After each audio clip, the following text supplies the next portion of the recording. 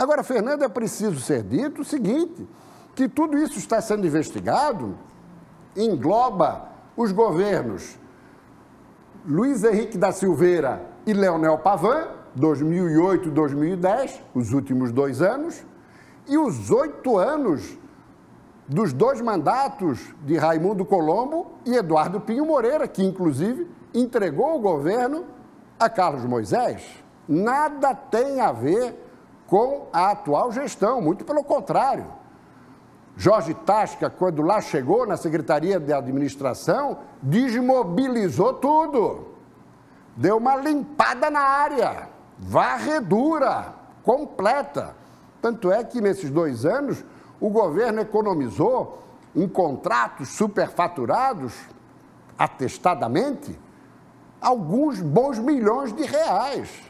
Então o governo Carlos Moisés, nesse particular, sem dúvida nenhuma, acabou proporcionando à sociedade catarinense uma situação muito alentadora. Mas tem uma pergunta a ser feita, meu caro Fernando. A aproximação de Moisés agora com Júlio Garcia. Inclusive, agora dá para entender toda aquela movimentação de 2 processos de impeachment. Pois é, exatamente. Você está me provocando em algo que é o seguinte.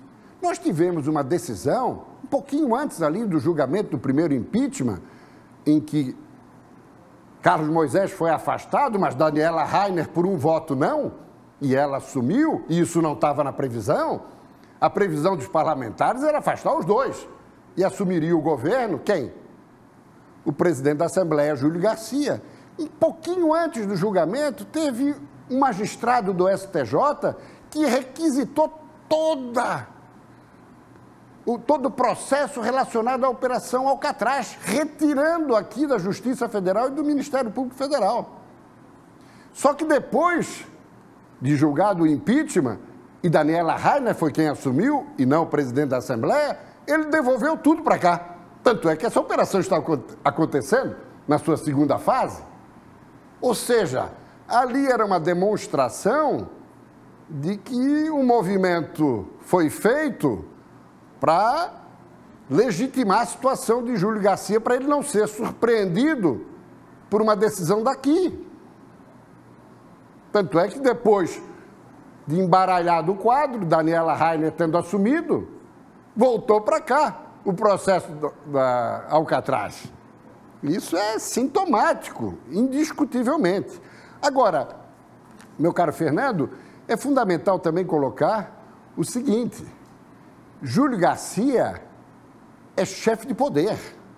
Ele é presidente ainda até o dia 1º, não sei a próxima segunda-feira, subsequente, quando será eleita a nova mesa diretora. E pelo que consta, não há confirmação, porque a Polícia Federal, o Ministério Público Federal ainda não revelaram todos os informes, mas tudo leva a crer que essa prisão domiciliar foi autorizada pelo TRF4, com sede em Porto Alegre, segunda instância. Essa é a expectativa. Tanto é que se ele estivesse hoje no exercício do governo, se aquela operação tivesse ocorrido conforme planejado, afastando os 2 e não apenas o titular, para ser afastado hoje dependeria do STJ. Então vamos aguardar a confirmação se efetivamente a situação foi por aí. E entre as prisões, identificar se tem outras figuras carimbadas e conhecidas de governos passados que eram interlocutores, para não dizer prepostos, das 2 figuras centrais nesse processo da Secretaria da Administração, que é o ex-governador e o presidente da Assembleia. Agora tem uma foto aqui muito interessante. Vamos analisá-la. Essa foto, vamos fechar, Cris? Essa foto é de ontem e peço que continue fechada. Da esquerda para a direita, Júlio Garcia, em sua última aparição pública antes da prisão hoje. Na sequência, Celso Maldaner, presidente estadual do MDB, deputado federal.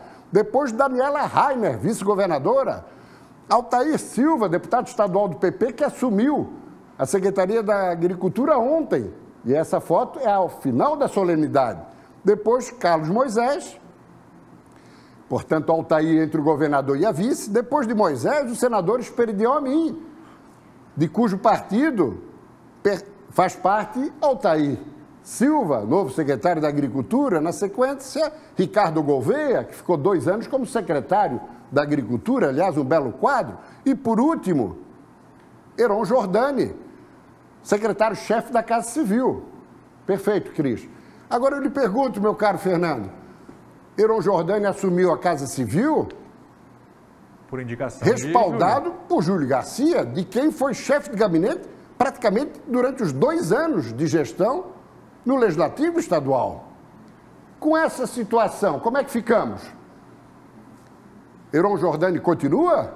Não continua? Em meio a esse processo, Fernando Vampiro, líder do MDB, convidado para a educação, que iria responder ontem ou hoje ao convite de Carlos Moisés, vai topar? Os outros nomes sondados vão entrar no governo? Moisés vai ter interesse? Os partidos vão ter interesse? Como é que vai ser isso? Porque essa foto aí mostra o presidente estadual do MDB, Celso Maldaner, e o senador Esperidião Amin, que não é o presidente estadual do PP, mas é quem comanda o partido em Santa Catarina. E 2 partidos que são arqui-inimigos, arqui-rivais, desde sempre em Santa Catarina, integrando o mesmo governo. E diante dessa situação toda, sim, porque a Assembleia queria derrubar Moisés. Como não conseguiu derrubar Daniela junto, daí fez um acordo com Moisés. Júlio Garcia, que era carrasco e algoz de Moisés, virou aliado. Como é que fica essa situação toda agora? Como é que fica o panorama político? Como é que fica o governo Moisés? Como é que fica a Assembleia Legislativa? Não vai mudar o mapeamento daqueles que serão eleitos no próximo dia 1º? Mas Júlio Garcia estará disponível para entregar a presidência no próximo dia 1º? Então, tem uma série de variáveis aí que geram preocupação, desconforto e desapontamento para a sociedade catarinense, meu caro Fernando. E vocês podem ter certeza que muito mais ainda está por vir, é só o começo dessa operação. A Polícia Federal falou com a gente hoje, viu, Prisco? Falou no montante que já chega a 600 milhões, viu? Já foi atualizado para 600 milhões de reais. A presença no esquema de políticos, ex-secretários de Estado, ex-membros do Poder Legislativo, ou seja, deputados e até mesmo ex-governadores, como o Prisco já trouxe para a gente a informação, mandados de busca e apreensão na casa de Eduardo Pinho Moreira. E não podemos esquecer também, só para complementar rapidamente, que o Ministério Público já formulou mais de uma denúncia contra o presidente da Assembleia. E essas denúncias não mereceram ainda a apreciação da juíza Janaína Cassol Machado, que terá que se pronunciar. Então, até que ponto essa segunda fase da operação não vai precipitar uma manifestação da juíza federal? Vamos aguardar o desenrolar dos acontecimentos e novas informações no SBT News.